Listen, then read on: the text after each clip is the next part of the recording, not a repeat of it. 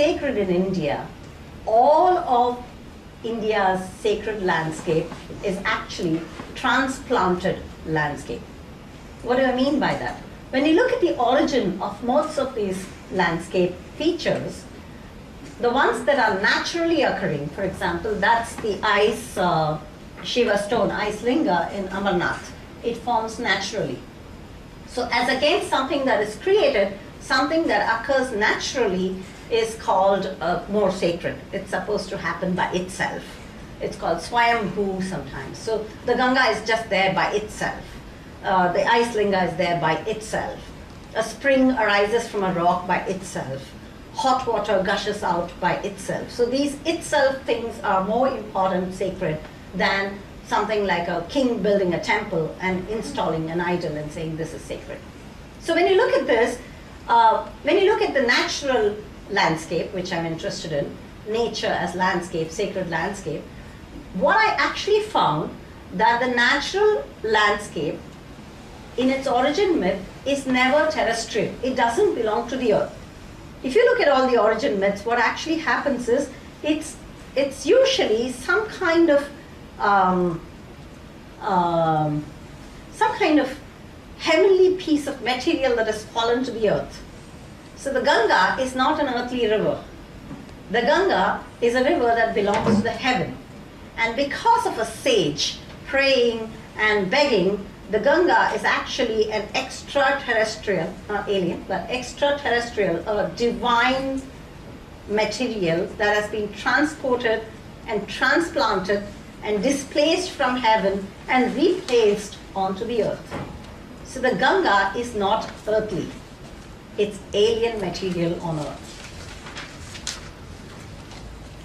So while the ritual purity or actions of divine gods create sacred spaces, geographically sacred regions are implanted onto the earth. Sacredness is therefore an essential component which is imbued in the landscape feature, whether it's a rock, mountain, or a river. It does not disappear on human interaction. You cannot rub away the sacredness from it. It is materially sacred. So the Ganga cannot be considered as an earthly river, and Kelly and others write about this because what happens to the river in this case is it becomes immutable. You can pollute an earthly river. How can you pollute a divine river? Its divinity is incorruptible.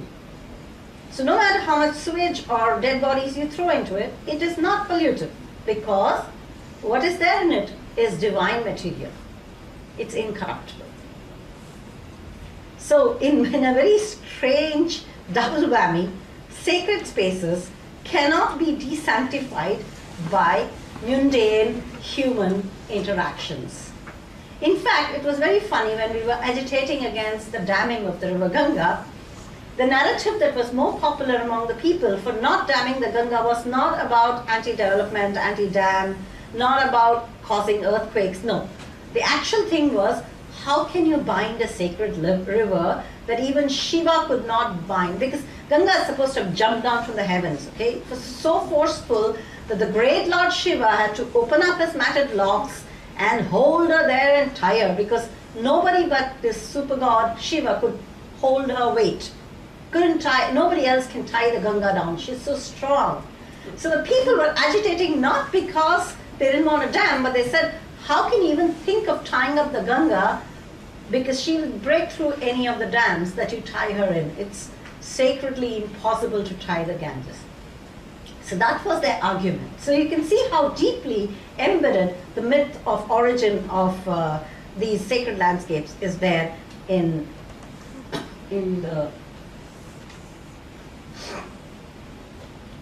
second part of it is the idea of the collision of the human with the landscape. Now in a normal sacred landscape, if you just look at the landscape, you're supposed to, let's say you go to a temple, you're not normally allowed to touch the statue. You stand ahead, only the pure, ritually pure Brahmin upper caste will do all the puja, and you stand here and your interaction with the sacred is through vision, through distance, through a physical separation between you and the object of reverence. You stand outside, you look at God, and the presence is called darshan. Janak has written a beautiful book on it called Darshan.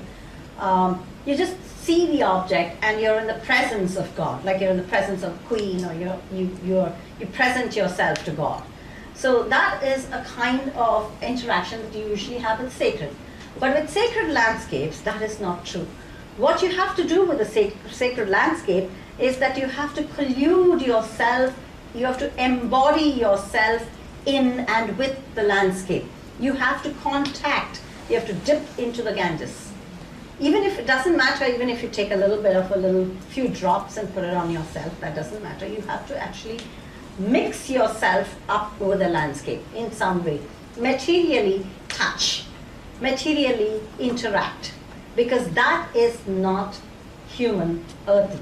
That is divine. That's actually, you're touching heaven when you're touching Ganges. So the importance of bodily contact with the divine reality is why people have to actually touch these spaces and be in them. Therefore, in India, it's very interesting that the sacred is not a non-use sacred. A sacred is a utilitarian sacred. The more if you have a sacred thing, you have to use it up. You can't keep it and preserve it. Museums are not popular. You can't put, in fact, the first thing as an Indian, when I go to the British Museum and I see all these Natarajas and these statues there standing and people staring, I say, oh God, you were once in a temple with millions of devotees singing your praise, and now you're sitting here and people stare at you not knowing you're divine. It just happens because I'm so culturally trained to see the use of the statue as sacred. It's not ever non-use. It's very clear that people encounter the tangible elements of this landscape. They do not see them as sterile nature or a mundane phenomenon. They perceive them through the sacred locations and experience the sanctity of contact with the place.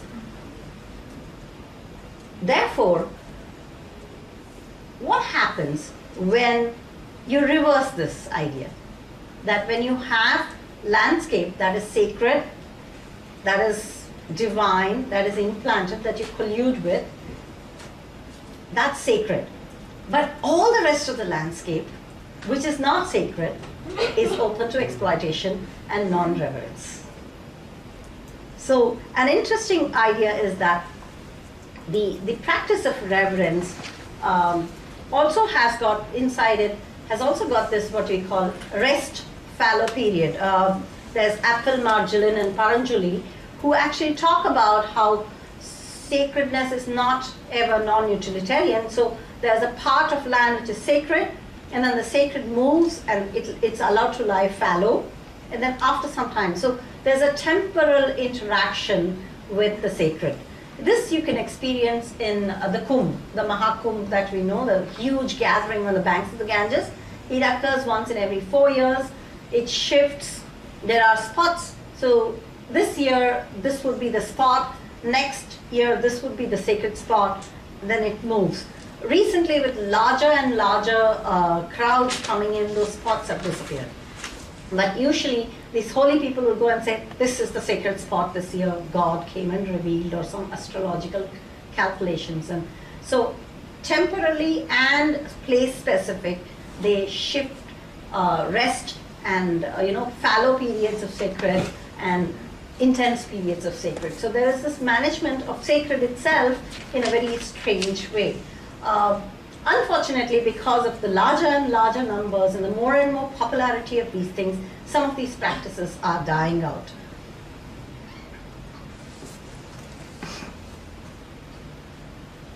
So spaces, the defilement, therefore, of a geographical feature, as I said, is not possible, making environmental efforts around these tasks very. When I was working on the Ganges, everyone who is an environmentalist wants to work on the Ganges because it's very difficult to tell them not to dirty it. And this was quite in the upper regions. It wasn't in the lower regions where industrial pollution has taken place. It's just a little above Rishikesh where I was working with the people. I went and told the ashrams not to let their sewage into the Ganges. And a Swamiji of the ashram actually told me that does a mother mind if a baby poops on her? No. So why would Mother Ganges mind? So in the beginning I was young and very upset then, and I said things to him I regret now, but but if you look at what he was saying, he was just reflecting the same thing. It is not possible for the Ganges to be dirtied because she doesn't belong to the dirtyable category of sacred landscape.